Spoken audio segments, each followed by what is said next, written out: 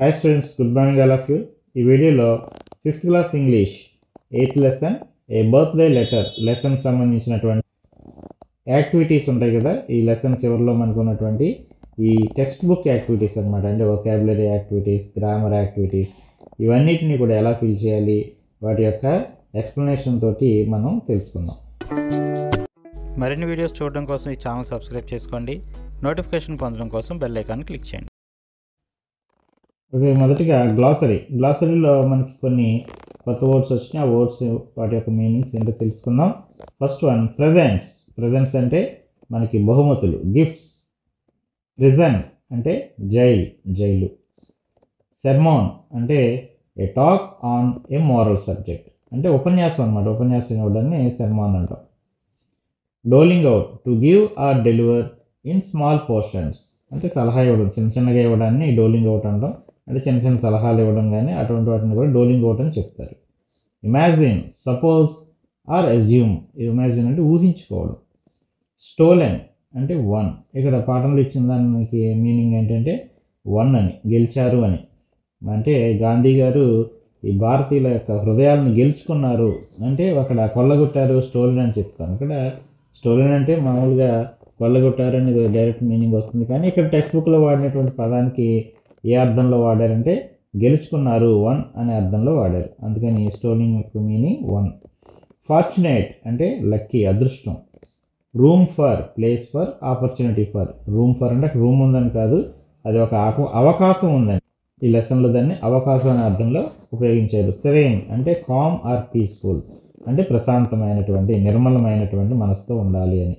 అన్రఫుల్డ్ అంటే not disordered, అంటే అటు ఇటు కాకుండా మనం ఒక ఏకాగ్రతతోటి ఒక పనిని చేయాలి. మన మనసు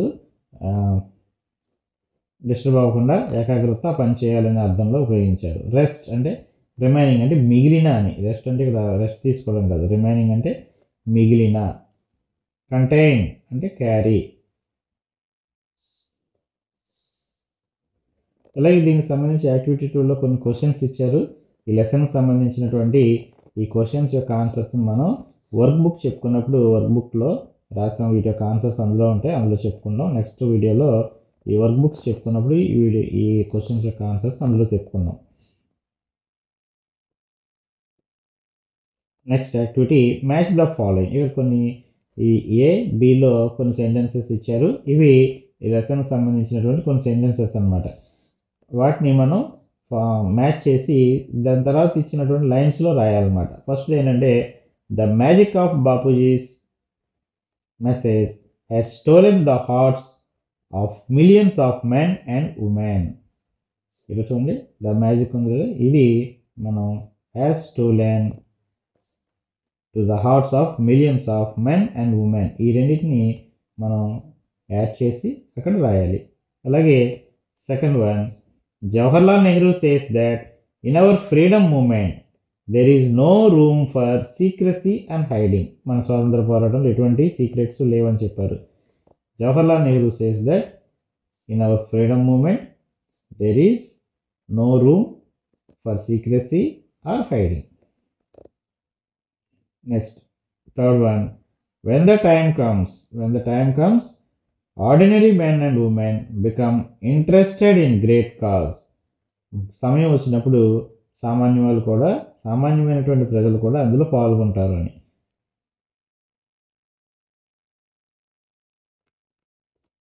When the time comes ordinary men and women become interested in a great cause.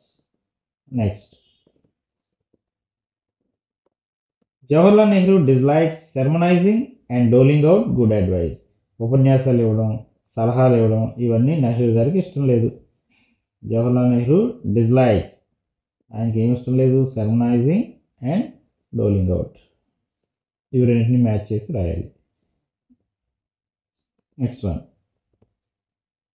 According to Nehru, if we are to be Indian soldiers of freedom we have to respect India's honour. Nehru గారు చెప్పడాన్ని బట్టి, అంటే నెహ్రూ గారు ఏమని చెప్పారు, మన స్వాతంత్ర పోరాటంలో మనం భారతదేశానికి మరి యొక్క దాని గౌరవాన్ని కాపాడడానికి పనిచేయాలి, భారతదేశ గౌరవాన్ని మనం నిలబెట్టాలి అని చెప్పారు. Great leaders can inspire people to do great deals. Great leaders, గొప్ప లీడర్స్ అనేవాళ్ళు inspire people to do great deeds, గొప్ప మరి వాళ్ళు చేయడానికి గొప్ప పనులు చేసే విధంగా వాళ్ళు ఇన్స్పైర్ చేస్తారు. ఈ విధంగా ఈ మ్యాచ్ చేసి ఇక్కడ మనం వీటి యొక్క ఇచ్చినటువంటి లైన్స్లో ఈ విధంగా రాయాలి. నెక్స్ట్ యాక్టివిటీ అంటే చూద్దాం. ఒకాబులరీ యాక్టివిటీ ఇచ్చారు. ఇందులో మనకి కొన్ని వర్డ్స్ అంటే ఆపోజిట్ వర్డ్స్ ఇవ్వడం జరిగింది. అవి ఏంటో చూద్దాం. ఇక్కడ మనకి ట్రూత్ ఉంది. ట్రూత్కి ఒక ఆపోజిట్ వర్డ్ అన్ట్రూత్, అలాగే లై అని కూడా చెప్తాం, అంటే అబద్ధం. ట్రూత్ అంటే నిజం, అన్ట్రూత్ అంటే అబద్ధం. అలాగే లైట్ అంటే మనకి తెలుసు, అంటే డార్క్ అంటే డార్క్గా ఉందని, లైట్ అంటే కొంచెం లైట్గా ఉందని. బ్రేవ్ అంటే ధైర్యం, టిమిడ్ అంటే భయపడుతూ ఉండడం, పిరికిగా ఉండడం. నెవర్ అంటే ఎల్లప్పుడూ అని, ఎప్పుడూ కాదు అని, ఆల్వేస్ అంటే ఎల్లప్పుడూ అని. వీటిని యాంటోనిమ్స్ అంటారు, వ్యతిరేక పదాలు అంటాం కదా ఇంగ్లీష్లో, యాంటోనిమ్స్ అంటారు. ఇవి వర్డ్స్, వీటి యొక్క యాంటోనిమ్స్ ఇవన్నమాట. ఇవి పదం, వాటి యొక్క వ్యతిరేక పదం. గ్రేట్ అంటే గొప్పది అని, అలాగే దానికి opposite word minor, little, small, అవి కూడా గ్రేట్కి ఆపోజిట్ వర్డ్స్ అవుతాయి. అంటే గ్రేట్ అంటే గొప్పది, పెద్దది అని చెప్పే సందర్భంలో గ్రేట్ అని ఉపయోగిస్తాం. మైనర్ అంటే చిన్నది, తక్కువ అని చెప్పడానికి మైనర్, లిటిల్, స్మాల్, ఇవన్నీ గ్రేట్కి ఆపోజిట్ వర్డ్స్ అవుతాయి. అలాగే వైజ్ అంటే తెలివైన, దీన్ని అన్వైజ్, తెలివి తక్కువ, ఫూలిష్, అలాగే తెలివి తక్కువ అని తెలియజేసే పదాలు వాటి యొక్క యాంటోనిమ్స్ అవుతాయి. ఫార్చునేట్, అన్ఫార్చునేట్, అలాగే right, wrong, little, large, big, ఇవి రెండు కూడా దాని యొక్క antonyms. Dislike, like, easy, difficult, hide, reveal, friends, enemies, unworthy, worthy. Next activity 4. ఇందులో మనకి ఇక్కడ కొన్ని వర్డ్స్, ఆ వర్డ్స్లో ఉన్నటువంటి సైలెంట్ లెటర్స్ ఇచ్చారు. అంటే మనం కొన్ని పదాలని చదివేటప్పుడు, కొన్ని ఇంగ్లీష్ వర్డ్స్ చదివేటప్పుడు కొన్ని లెటర్స్ని వదిలేసి చదువుతామన్నమాట. ఇక్కడ ఫర్ ఎగ్జాంపుల్ ఈ వర్డ్ చూడండి, ఇది KNOW. KNOWని క్నో అనాలి. KN అయితే క్నో అవుతుంది కదా, KNOW అంటే క్నో అని చదవాలి. కానీ దీన్ని ఏమని చదువుతామంటే మనం క్నౌ అని చదవం, నౌ అని చదువుతాం. అంటే ఇక్కడ కేని మనం చదవం, NOWనే చదువుతాం, NOW నౌ అని చదువుతాం, అంతేగాని క్నౌ అనం. సో ఇక్కడ కే అనేది సైలెంట్ లెటర్ అనమాట. కేని వదిలేసి నౌ అని మాత్రమే చదవాలి. మరి ఇక్కడ ఉన్నటువంటి కే లెటర్ని సైలెంట్ లెటర్ అని చెప్తారు. అలాగే ఇక్కడ చూడండి SHOULD, దీన్ని ఎల్ కూడా కలిపితే షుల్డ్ అనాలి. కానీ ఇక్కడ మనం దీన్ని షుడ్ అని చదువుతాం, షుడ్ అన్నాం. అక్కడ ఎల్ అనే సౌండ్ మనం చదవం, కాబట్టి ఎల్ అనేది ఇక్కడ సైలెంట్ లెటర్. అలాగే టాకింగ్ అని చదవాలి దీన్ని. ఈ టాకింగ్లో టాల్కింగ్ అనం, అంటే ఎల్ని మనం చదవం, ప్రొనౌన్స్ చేయం. సో ఇక్కడ ఎల్ అనేది సైలెంట్ లెటర్, టాకింగ్. అలాగే కొన్ని సైలెంట్ లెటర్స్ మనం ఇక్కడ చదవడానికి మనకు ఒక యాక్టివిటీ ఇచ్చారు. ఇందులో కొన్ని సైలెంట్ లెటర్స్ ఉన్నాయి చూడండి. ఫస్ట్ ఇది షుడ్, ఇందులో ఎల్ సైలెంట్. నెక్స్ట్ వెడ్నెస్డే అనకూడదు, వెడ్నెస్డే కాదు వెన్స్డే, ఇందులో డి సైలెంట్. అలాగే కాల్ఫ్ కాదు కాఫ్, ఇందులో ఎల్ సైలెంట్. ఇలాగే న్యూమోనియా, ఈ పి ఉంటుంది కానీ పిని చదవం, పి లెటర్ సైలెంట్. అలాగే దీన్ని క్యాజిల్ అని చదవాలి, ఇక్కడ టీ సైలెంట్. అలాగే నైట్, ఇందులో కే సైలెంట్. కుడ్, ఇందులో ఎల్ సైలెంట్. మ్యాచ్, ఇందులో టీ సైలెంట్. బాంబు అని అనకూడదు, బాంబ్, ఇక్కడ బి సైలెంట్. ఆఫెన్, ఇందులో టీ సైలెంట్. నీ, ఇందులో కే సైలెంట్. అవర్, ఇందులో హెచ్ సైలెంట్. హవర్ కాదు, ఇది అవర్. అలాగే మరికొన్ని ఈ సైలెంట్ లెటర్స్ ఉన్నటువంటి వర్డ్స్ ఇచ్చారు చూడండి. ఇందులో ఆటం ఉంది, ఆటంలో ఎన్ మనం చదవం, ఎం వరకే చదువుతాం, ఆటం అంటాం, కాబట్టి ఇక్కడ ఎన్ అనేది సైలెంట్ లెటర్. అలాగే దీన్ని ఆనెస్ట్ అని చదవాలి, ఓ దగ్గరనే చదవాలి, ఇందులో హెచ్ సైలెంట్ లెటర్. ఇది త్రూలో ఈ THROU వరకే చదువుతాం, GH అనేది సైలెంట్ లెటర్స్. కూమ్, ఇందులో బి సైలెంట్. నైఫ్, ఇందులో కే సైలెంట్. ఇది సాఫెన్ అని చదవాలి, ఇందులో టీ సైలెంట్. ఇది సైకాలజీ, ఇందులో పీ సైలెంట్. ఇది వుడ్, ఇందులో ఎల్ సైలెంట్. ఇవి silent letters. Next grammar activity ఇచ్చారు చూడండి. ఈ గ్రామర్ యాక్టివిటీలో ఏమన్నాయో చూద్దాం. ఇక్కడ కొన్ని సెంటెన్సెస్ ఇచ్చారు చూడండి. I have always thought, out of the discussion sometimes a little bit of truth comes out, never do anything in secret. ఇందులో ఆల్వేస్, సమ్టైమ్స్, ఎనీథింగ్ ఇవన్నీ కూడా మనకి యాడ్వర్బ్స్ ఆఫ్ ఫ్రీక్వెన్సీ కింద వస్తాయి. యాడ్వర్బ్స్ ఆఫ్ ఫ్రీక్వెన్సీ అంటారు ఈ వర్డ్స్ని. ఇవి ఎందుకని అంటారంటే ఇవి ఎప్పుడు కూడా ఒక రొటీన్గా ఉన్నటువంటి లేదా రిపీట్ అయినటువంటి యాక్టివిటీస్ గురించి మనకి తెలియజేస్తాయి. అలాగే ఇవి యాడ్వర్బ్స్. వీటిని సింపుల్ ప్రెజెంట్ టెన్స్లో ఉపయోగిస్తాం అన్నమాట. అంటే పర్టికులర్గా కాకుండా ఇవి కొంత అన్యాక్యురేట్గా ఉన్నటువంటి విషయాన్ని తెలియజేస్తాయి అన్నమాట. నెక్స్ట్ ఇందులో మరికొన్ని యాడ్వర్బ్స్ ఆఫ్ ఫ్రీక్వెన్సీ చూద్దాం. అందులో I usually shop for groceries on Sunday mornings నేను యూజువల్గా షాపింగ్ చేస్తానని. ఇక్కడ యూజువల్లీ అనేది adverb of frequency. Raju is often late for work, often అనేది adverb of frequency. We seldom see Shravan, seldom అనేది adverb of frequency. My doctor advised me that I should brush my teeth twice daily, ఇది adverb of frequency. అలాగే ఇక్కడ కొన్ని ఇచ్చారు, దీనికి సంబంధించినటువంటి activity కూడా చూద్దాం. They go to the movies, ఇందులో మనం ఒక యాడ్వర్బ్ని ఉపయోగిస్తూ యాడ్వర్బ్ ఆఫ్ ఫ్రీక్వెన్సీని ఉపయోగించి సెంటెన్స్ మళ్ళీ రాయాలి. They often go to the movies. అలాగే చంద్ర స్మైల్స్, ఇందులో నెవర్ని ఉపయోగించి రాయమన్నారు. దాన్ని ఉపయోగిస్తే Chandra never smiles. Varun watches the local TV channels, ఇందులో సమ్ టైమ్స్ని పెట్టి మనం ఈ సెంటెన్స్ మళ్ళీ రాస్తే Varun sometimes watches the local TV channels. Ramya listens to Hindi songs, దీంట్లో రేర్లీ అనే యాడ్వర్బ్ని ఫ్రీక్వెన్సీని యూజ్ చేస్తే Ramya rarely listens to Hindi songs. Sagar complains about her children, ఇందులో ఆల్వేస్ని ఉపయోగిస్తే Sagar always complaints about her children.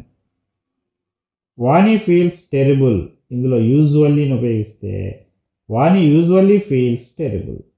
ఇందులో ఉన్నటువంటి never, sometimes, rarely, always, usually ఇవన్నీ కూడా adverbs of frequency.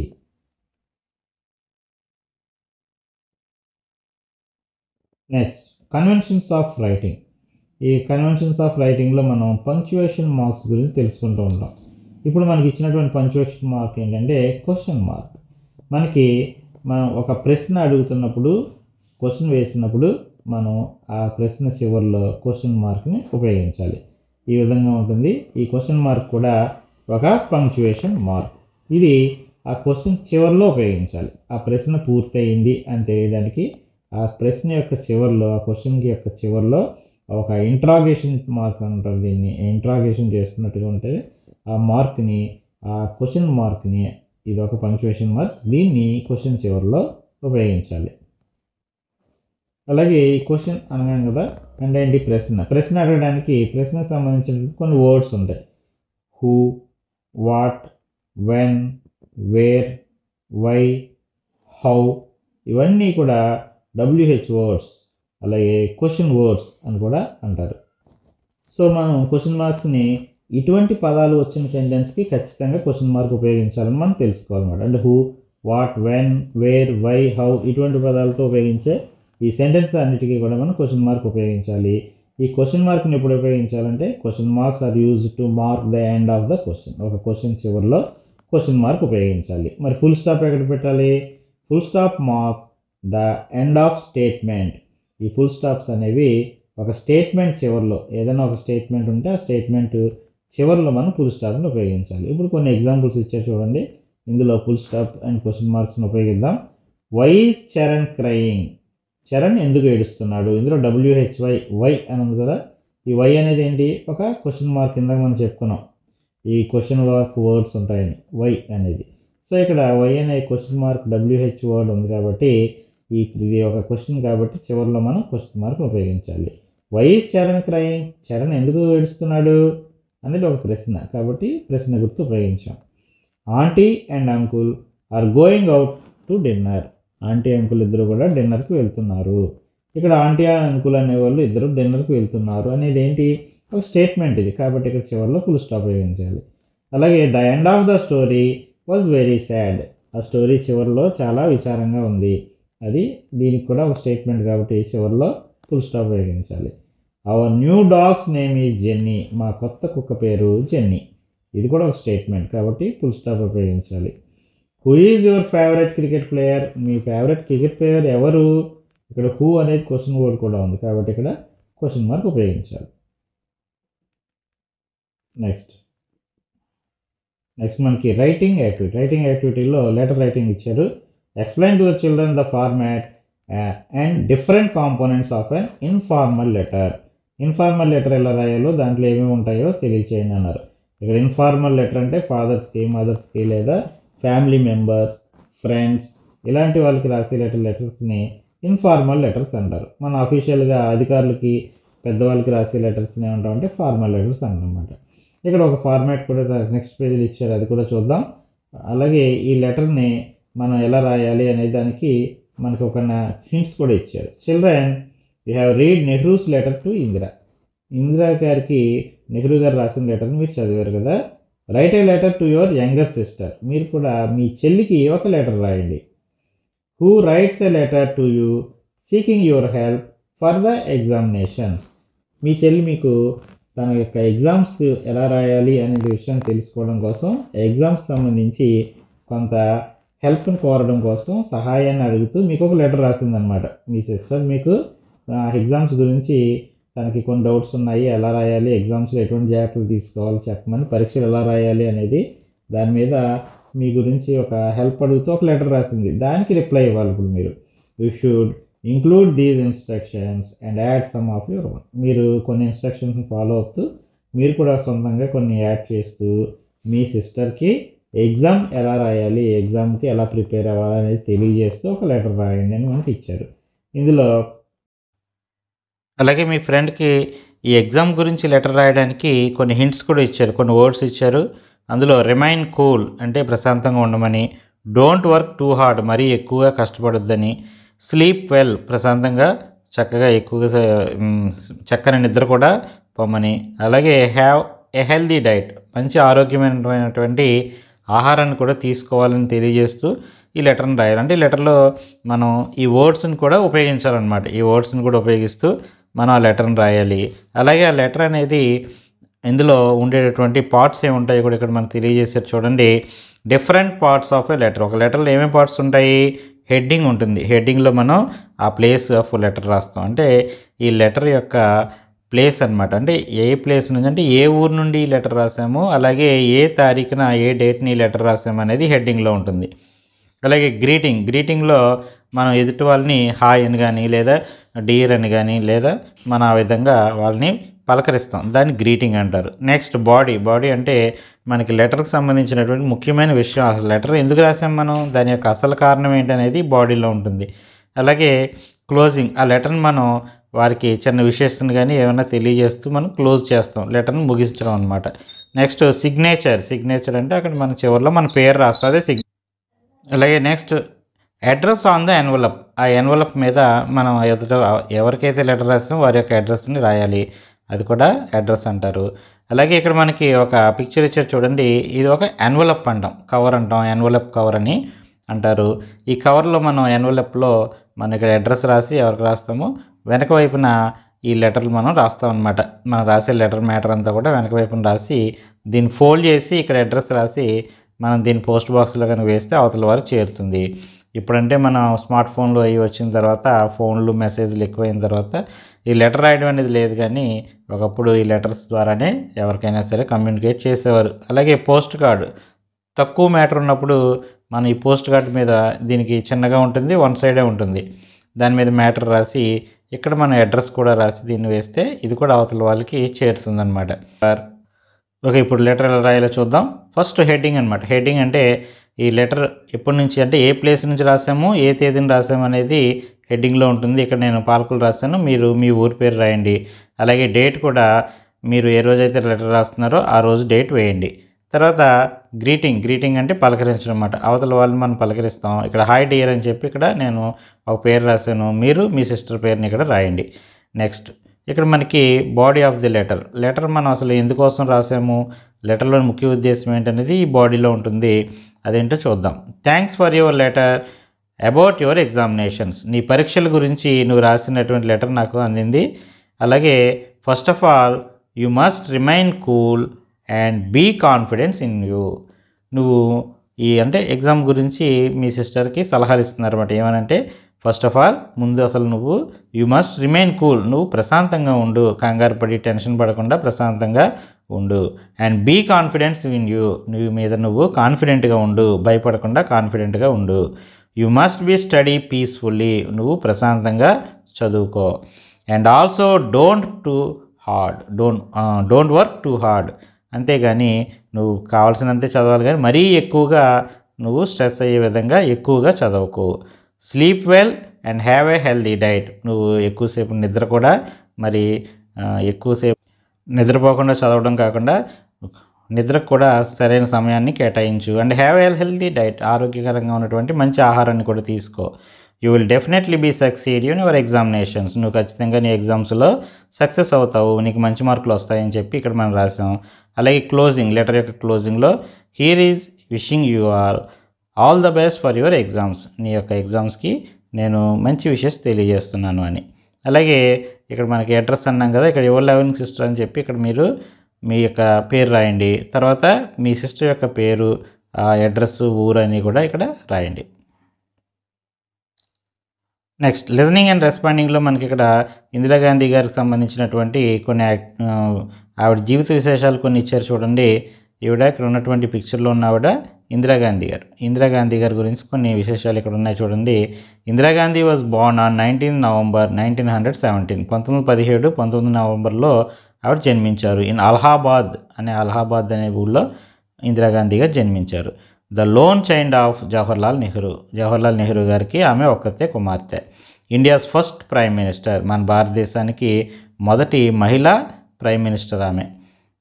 On 31st October 1984, Indira Gandhi was assassinated out side her home by 2 of her trusted bodyguards.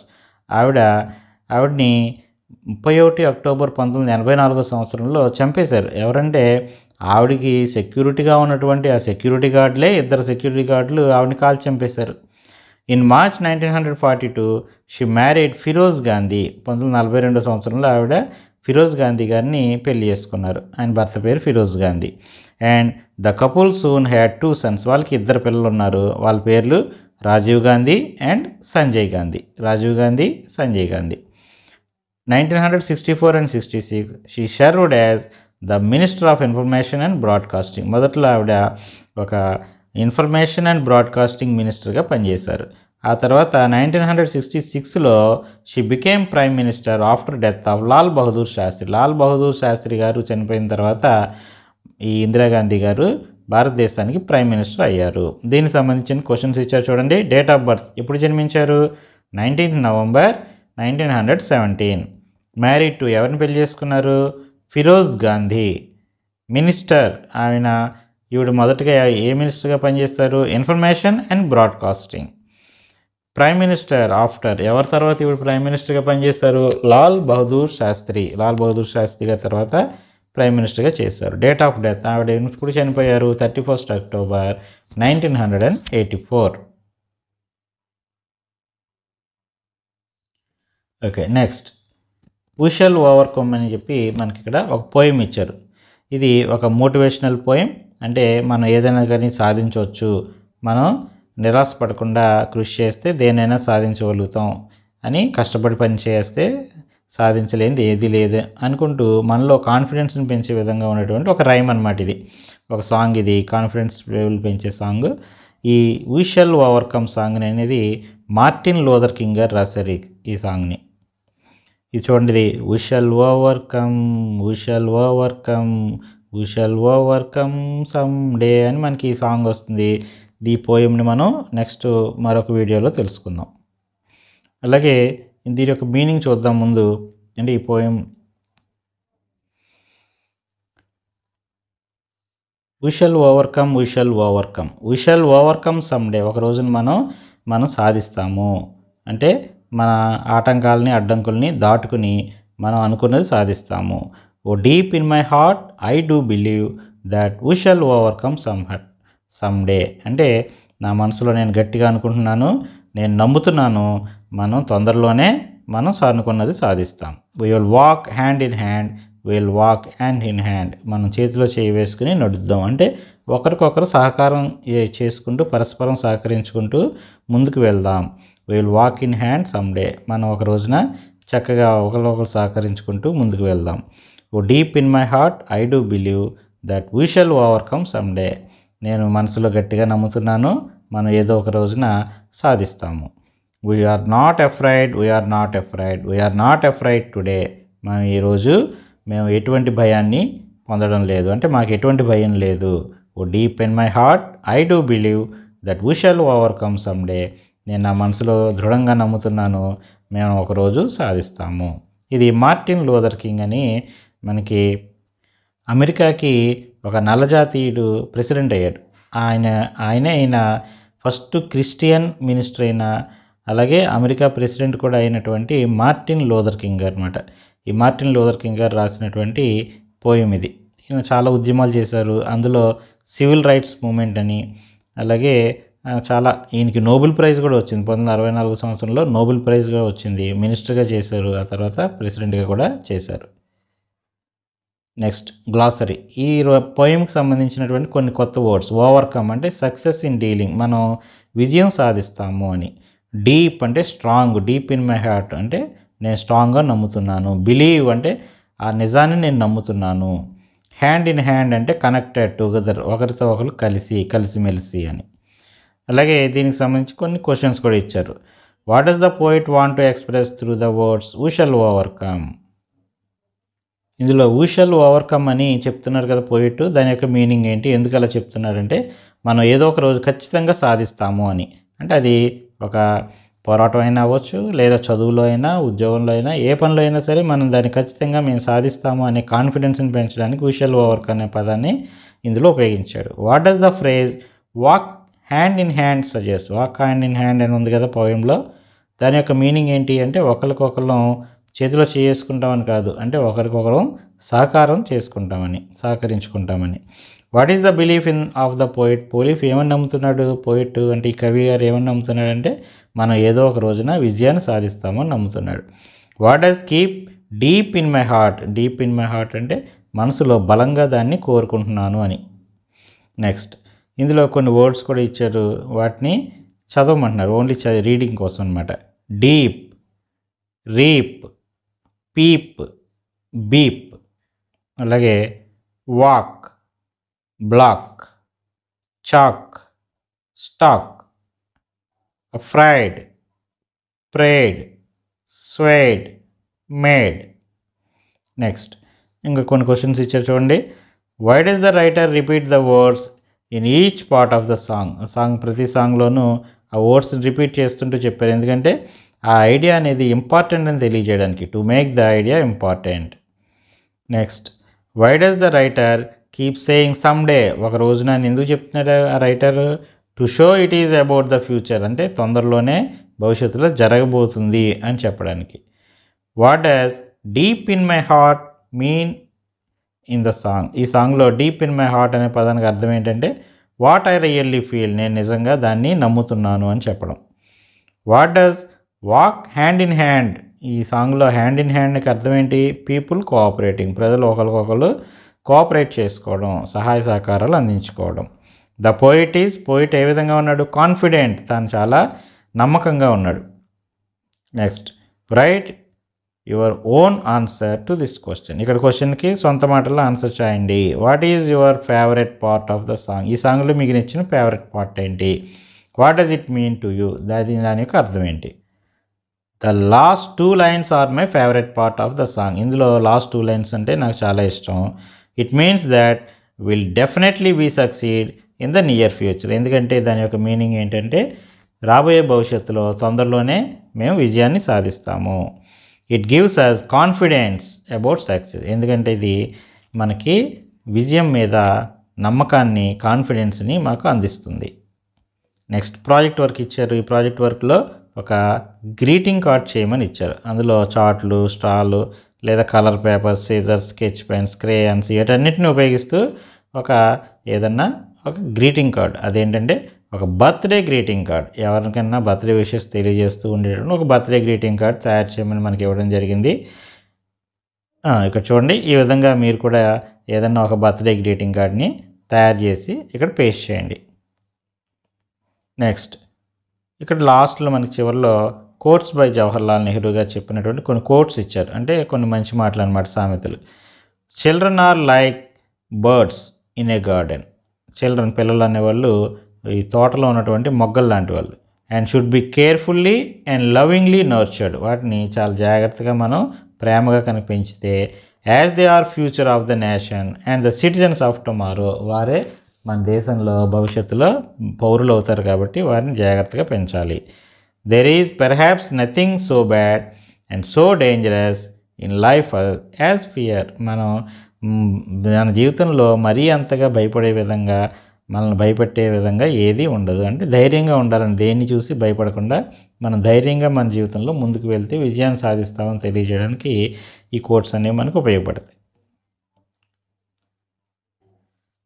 Okay students, next లెసన్లో ఈ లెసన్కి సంబంధించినటువంటి work book activities గురించి తెలుసుకుందాం.